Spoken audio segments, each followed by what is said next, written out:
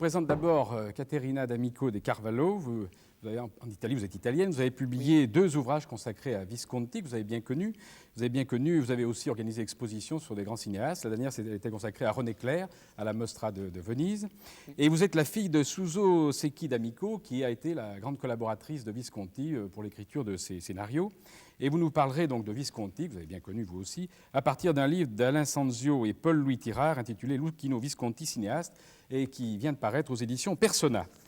Alors en face de vous, Marcello Mastroianni, j'ai profité de votre présence à Paris, où vous jouez Cin Cin de François Billedou, pour vous demander de venir parler de votre ami Federico Fellini, à propos d'un livre qui vient de paraître aux éditions Calman Levy, qui est l'œuvre d'un journaliste italien, Giovanni Grazzini, et le livre s'intitule Fellini par Fellini, dans une traduction de l'italien de Nino Frank.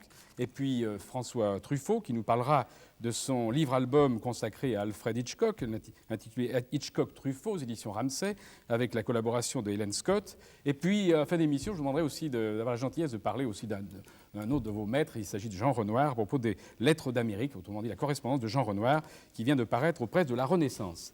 Et puis enfin, Roman Polanski, qui vient de faire paraître son autobiographie aux éditions Robert Laffont, sous le titre... Oui, un jeu de mots, Roman, parce que c'est votre prénom, et roman.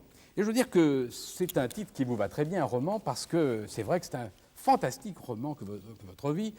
Comme ça, en résumant cavalièrement, je dirais la guerre en Pologne, le ghetto de Cracovie, vous êtes un survivant, et puis ensuite l'Occident, c'est le cinéma, c'est les films, c'est les belles actrices, et puis c'est Hollywood, vous devenez une grande vedette, la coqueluche d'Hollywood, et puis il y a un crime dont est victime votre épouse, Sharon Tate, et puis ensuite un scandale, et puis ensuite la prison, etc. Votre vie, c'est un scénario extraordinaire, ça vous fera le filmer un jour. En fait, si ce n'est pas vous, ce sera un autre, non? J'ai pas mal de propositions d'ailleurs, de séries de télévision tirées de ce livre déjà. Ah oui, mais pour moi, c'est une bonne blague. Non. Comment c'est une bonne blague? Enfin, non, je ne voudrais pas voir ça sur l'écran. Non, je pense qu'il vaut mieux que ce soit dans un livre. Alors pourquoi avez-vous écrit ce livre? Vous êtes jeune, et puis vous allez encore vivre de multiples aventures. Vous n'allez pas vous arrêter là. En effet, oui. La meilleure chose maintenant, ça serait de mourir. Non. Ça ferait sans doute un homme riche de mon éditeur. Et en plus, ça ferait une morte élégante.